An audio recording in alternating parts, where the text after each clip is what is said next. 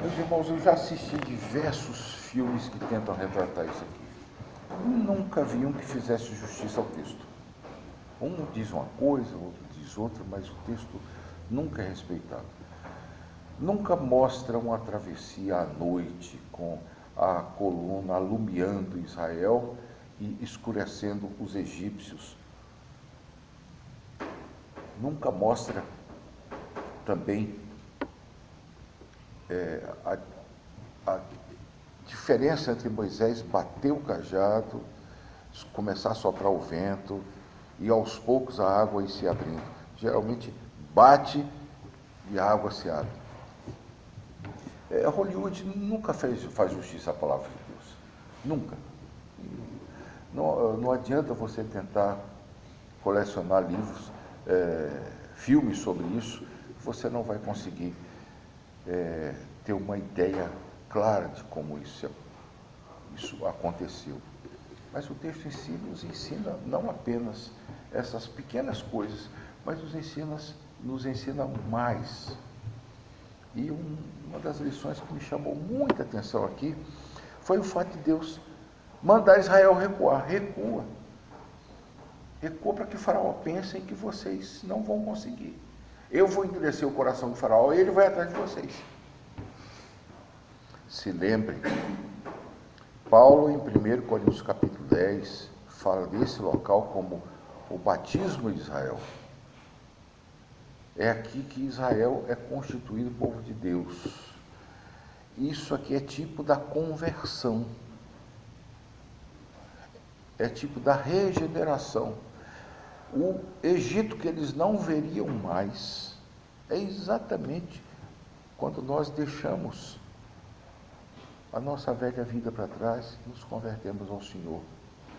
Passamos por essa travessia terrível, com os egípcios nos perseguindo, a vida velha nos perseguindo, e nós buscando não, nós sendo arrastados pelo Senhor para uma vida nova. Nós temos tanta responsabilidade na nossa conversão quanto Lázaro teve ao escutar a voz do Senhor Jesus.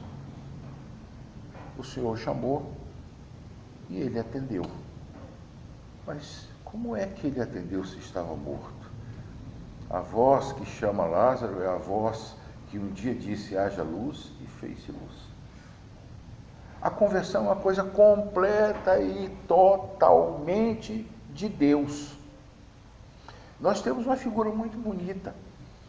A mãe, quando dá um filho à luz, dizem que o filho tem alguma participação na hora do parto, mas o esforço todo é da mãe. O esforço todo aqui é de Deus. O filho não tem esforço nenhum. Depois disso é que começa o esforço, que começa a santificação. Mas repare, Israel não luta mais contra o Egito. Israel agora vai lutar contra outros inimigos. E a maioria dos inimigos agora que vai lutar contra Israel representa muito bem aquilo contra o que nós lutamos toda a nossa vida depois da nossa conversão. O Egito, a saída do Egito é a figura da nossa conversão. E do modo como Israel precisava saber que eles saíram do Egito pelo poder de Deus, a única coisa que Israel fez foi andar, e quase que arrastado, mais ou menos como a criança, a única coisa que ele faz ao nascer é sair. Pois bem, Israel saiu do Egito de uma forma impressionantemente impossível, que seria atravessar o mar a pé enxuto. Eu creio que aqui se aplica muito bem, de forma paralela, ao que o Senhor Jesus disse, que é mais fácil passar o camelo no fundo de uma agulha. Israel estava passando pelo buraco de uma agulha, estava atravessando o mar. Agora, irmãos, tem um segundo tipo aqui. que eu gostaria de deixar com vocês para que vocês pensassem durante todo o bacharelado. Faraó é um tipo do inimigo de nossas almas. Faraó sabia que não ia dar muito certo e ele insiste. E mesmo o mar fechando diante dele, ele continua insistindo. Repare, o inimigo de nossas almas, o diabo, crê em Deus. O apóstolo Tiago diz de forma muito clara: os demônios creem e tremem. Tremem de medo ou tremem de raiva, mas creem em Deus. Se você quiser procurar um crente mesmo, pode ter certeza que o demônio é. Eles conhecem a palavra de Deus. Lembram-se da tentação de Jesus, que o diabo tentou, citando a palavra de Deus? É mais ou menos quando a gente está naquela dúvida: eu vou fazer isso, eu vou fazer aquilo, e começa a encontrar textos na nossa mente para justificar o pecado que nós queremos cometer. Pois bem, o diabo sabe citar a palavra de Deus no seu contexto devido. Ele não tira do contexto, como muitas seitas por aí fazem. Ele cita no seu contexto devido, mas não para o propósito devido. Há um teólogo que disse que, se nós examinarmos com calma, o diabo, no final das contas, é um asno, é um burro, porque ele sabe o que vai lhe acontecer, como o Faraó sabia, mas ele continua a insistir. Pois bem, que explicação nós temos no texto para Faraó?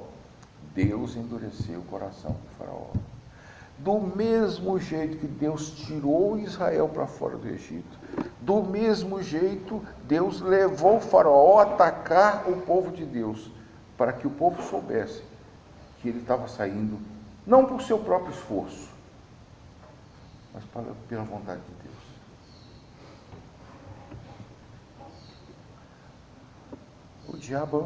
O Faraó é tipo do diabo. O diabo continua nos atacando. Ele sabe que a sua destruição está determinada. O Senhor Jesus, falando disso, diz que, como ele sabe que pouco tempo lhe resta, ele desceu furiosamente.